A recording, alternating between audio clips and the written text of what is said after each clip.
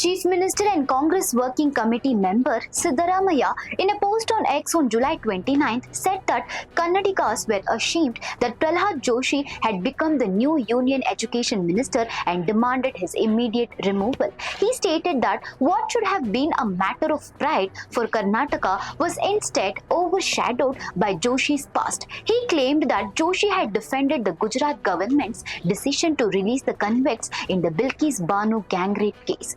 Expressing concern over Joshi's appointment, he said that he was concerned about what would happen to the country's education system under a person with such views. He further asserted that replacing former Union Education Minister Dharmendra Pradhan with Pralhad Joshi amounted to merely changing the face of the Education Minister. He asserted that Joshi was no different from Pradhan.